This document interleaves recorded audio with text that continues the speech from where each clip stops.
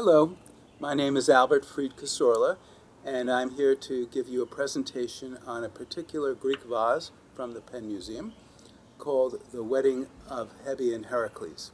That's my name for it. This actually has a numerical name. The Penn Museum is part of the University of Pennsylvania, and its full name is the University of Pennsylvania Museum of Archaeology and Anthropology.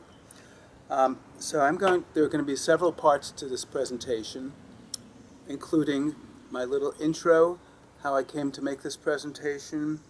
Then I'm going to talk about, which I also gave on May 8th at the Penn Museum in 2019, as part of a series called the Daily Dig Talk.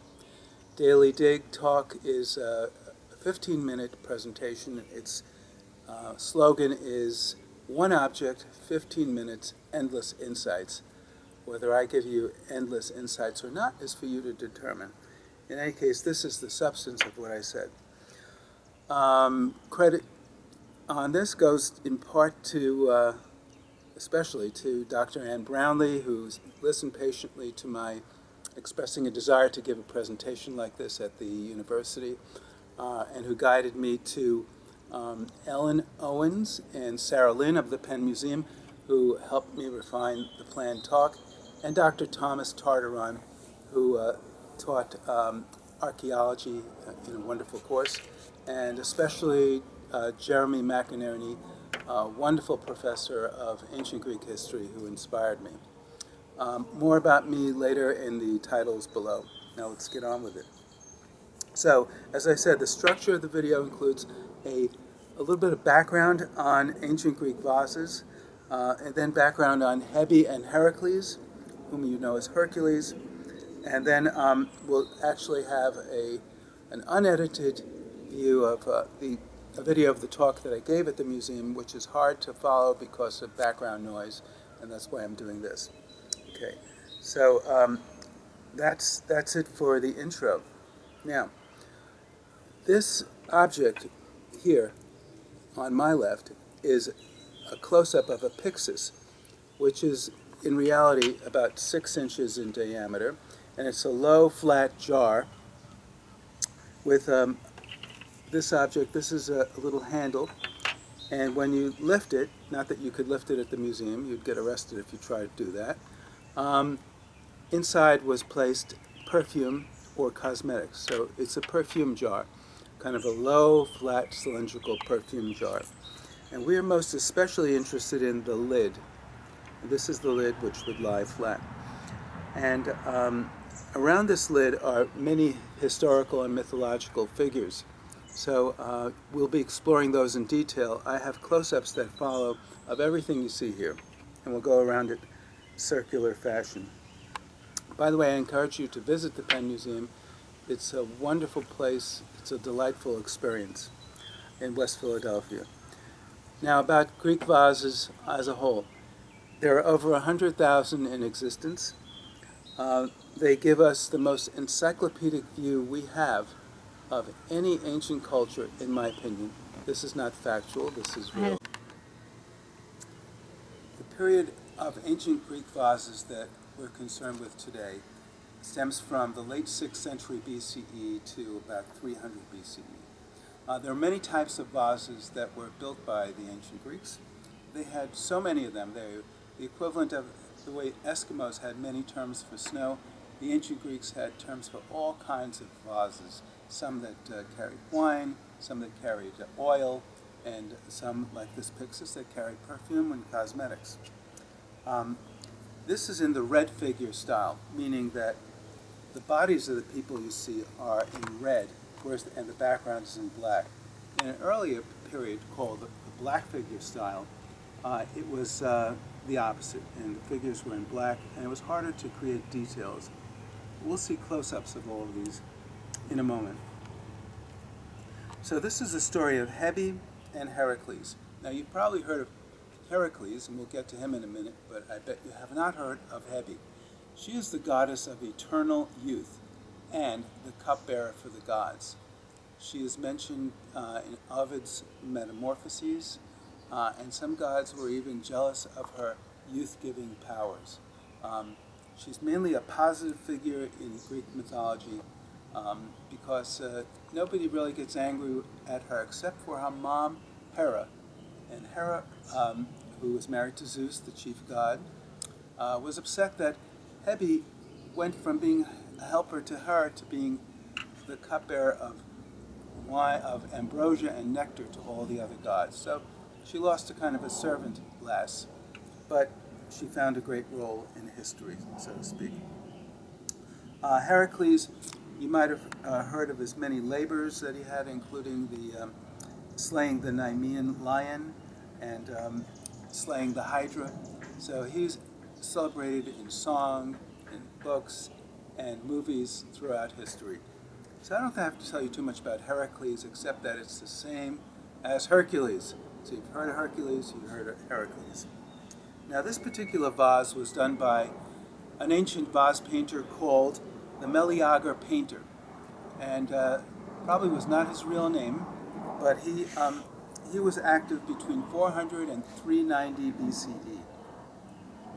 And this Pyxis has aspects of it showing a bride, meaning Hebe, being escorted to her parents' home by Hercules or Heracles.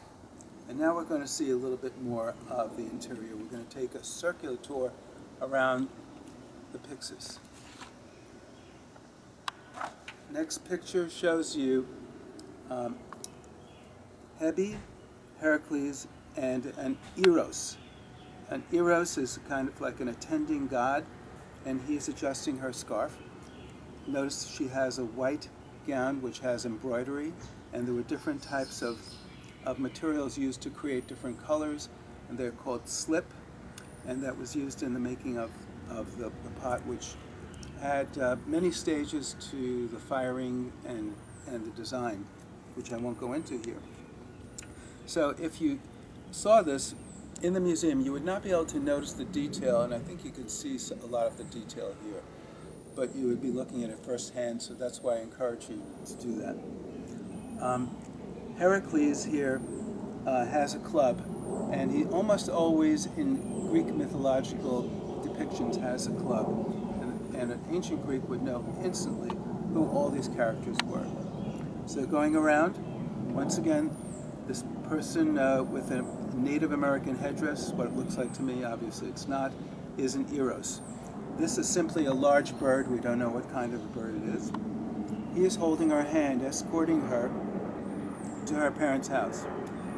Later you'll see a picture of Hebe escorting Heracles. We'll save that for a while later. Here we have a chest, which is kind of undefined, and over here we have a torch-carrying Eros lighting the way, and then we'll see close-up of these ladies, these people, in a minute.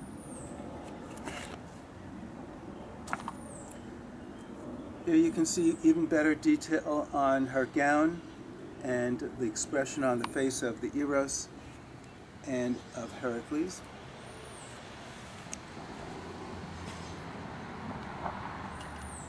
Next we have the other side, meaning the top edge, what I initially showed you, of the circular Pyxis. And here we have famous Greek gods. I'm sure you know Zeus and Hera. And this is Athena. And one way we know Athena is by her helmet. Athena was a goddess of wisdom and courage and military might. So that's why she's almost always shown with a helmet. On Zeus's arm is another Eros, who has a very casual relationship with the chief god. I think it's really interesting. Next we have a close-up of the Eros himself, and here he is leaning on Zeus with the chest, and this is an object called a thymieterion, which is an incense burner. So incense was commonly used, especially in any kind of an important ceremony, such as a wedding, and the incense would come out here and pervade the room. Next we have two ladies, attendants at the wedding, perhaps bearing a gift box. And they seem, I think it's no exaggeration to seem that they are happy the way people would be at any wedding. Now, Hebe was often shown with Herakles. Herakles had many wives. This is only one of them. But Hebe didn't get angry about that, apparently. Here's Hebe escorting Herakles to heaven. She helped him ascend to heaven where he became a god. Herakles is one of those mortals who became immortal. Exactly how it happened, we do not know. But there was, in this particular vase, before I show you the final slide or picture, we have a constellation of ancient Greek mythological scenes. Any Greek person back then would have known who these characters were and what they were up to. But it is certainly an unusual constellation of figures. This is another vase with Hebe escorting Herakles. Now, the feminists among you might like to see that she is taking the lead as opposed to the other one where he took the lead. So she was a very high-ranking goddess, the daughter, in fact, of Zeus and Hera, which is about as high-ranking parentage as you could get, taking him up to the heavens. Finally, I have a relatively modern scene by the artist Antonio Canova of Hebe the cupbearer, and there was a Hebe craze in the 1800s, and she was often depicted carrying the vase and pouring ambrosia or nectar into this cup to serve the gods. That is pretty much the talk. I hope you've enjoyed it, and bear in mind that Greek mythology has many threads, and sometimes they're contradictory, you can't always tell, but they form part of a continuum of ancient Greek culture and understanding that they had back then, which contributed to their sense of communal reality. So I hope you enjoyed the talk, and now see but do visit the museum, and thank you for listening.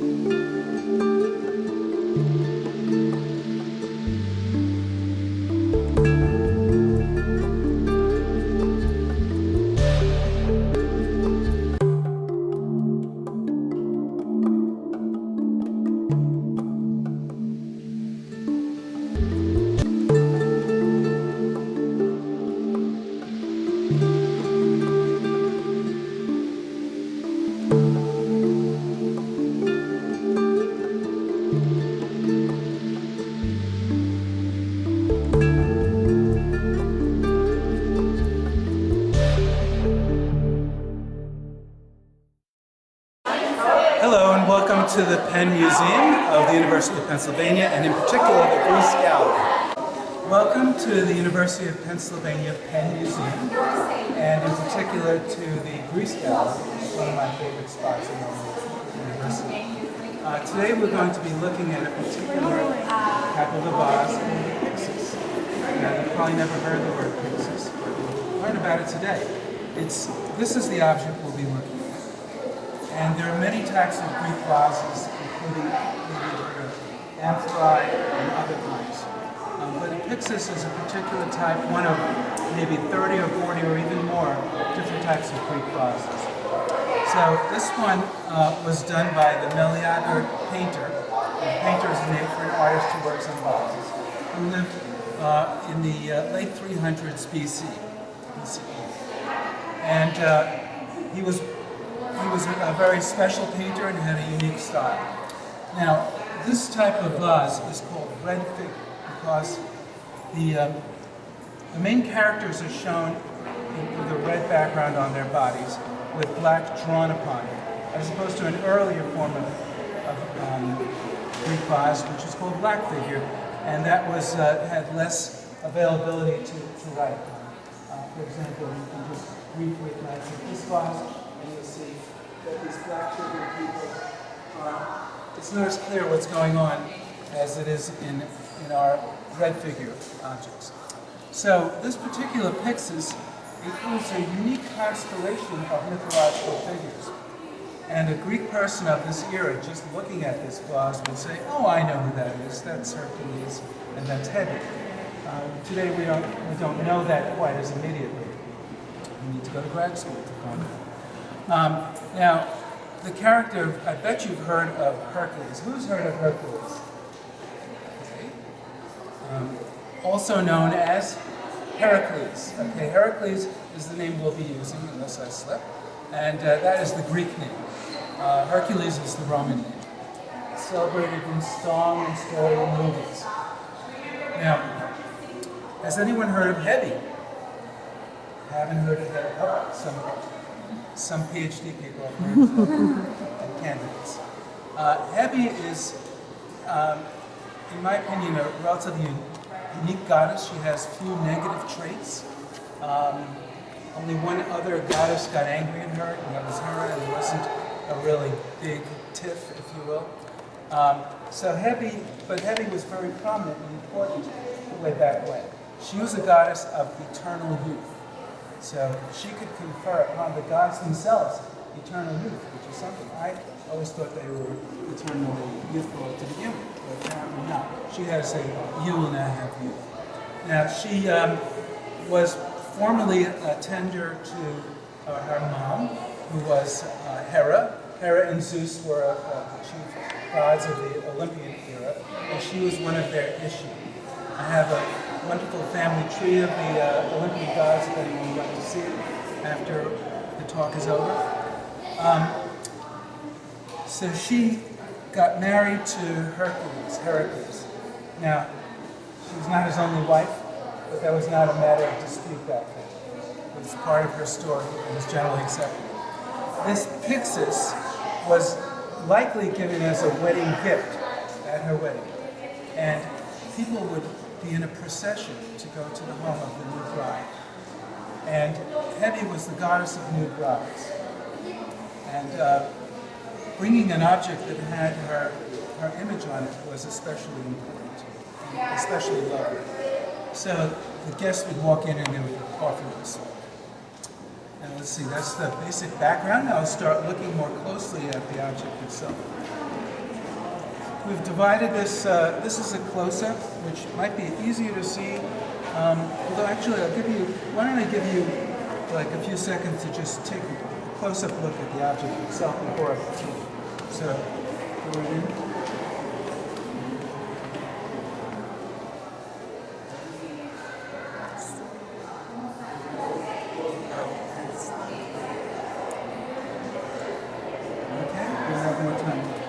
So we'll be looking mainly at this upper half of the circle.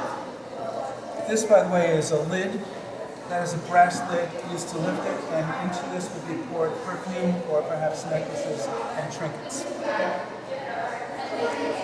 Now this creature is an Eros. And he has what looks to me a little bit like an Indian headdress, but this symbolizes his angelic quality. And he is adjusting her veil, which frequently happens. Hebe's veil often needs adjusting. And Hebe herself wears, she has an embroidered gown and earrings, and she's frequently shown them. Does anyone know who this is? Hercules or Herakles. And he has some chief distinguishing features, including the club, and I don't think you can see it, but he's got a a dead lion skin on him. Okay? See that? And this is, and here we have a torchbearer. They're leading a procession to heaven, to heaven, where the wedding will happen. So here's the veil being adjusted. You can see more closely how the embroidery looks in this particular scene, which is cool that the university has made clear photographs of these objects so we can zero in on details. Here we have the other side, and you notice this is Hera, mother of Hebe, and Zeus, and another Eros leaning on him. It's kind of an unusual pose. And this object is an incense burner called the Dimetreon. These ladies are bearing a chest, perhaps further objects to do later. By the way, there are other objects. This is a chest of valuables, a bird, a little bird, and another chest.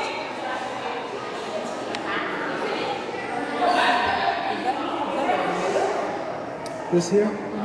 A good question. These are some other ladies, perhaps guests or goddesses, not clear, but they're bringing a chest of gift objects. And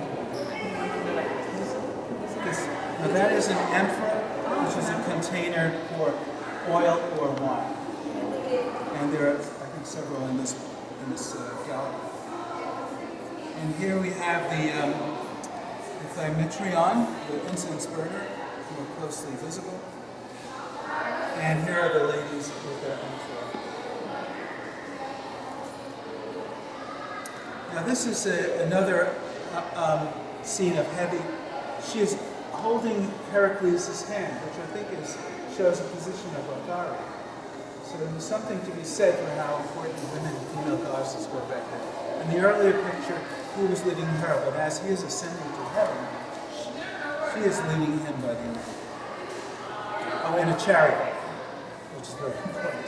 Chariots were, by the way, not practical in ancient Greece because the roads were not clear for that. There was an item for competitions and for mythology and so forth, special occasion processions. This is more later aspects of Hebe.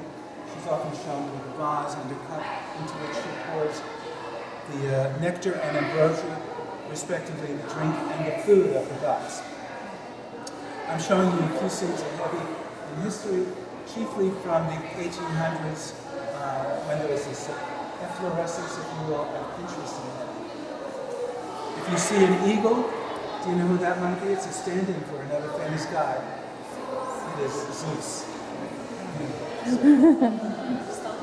And this was the girlfriend of the painter, and so to paint your girlfriend or wife as Hebe was a great honor because of her triumphs. Here you see her once again, jug and the cup, and a more modern interpretation, and garden statuary, Zeus at it again, and yet another version. So one of the chief takeaways about this object is that it brings together many different streams of ancient Greek mythology into one stream. And what is the authoritative stream? It's hard to say sometimes. There are often conflicting stories about why and when something happened, or the particular heritage of the character. But Greek people would recognize instantly who most of these characters were, just as we would know what was in our popular culture. And it was an aspect of their common cultural heritage that we can enjoy today. So, thank you. Thank you.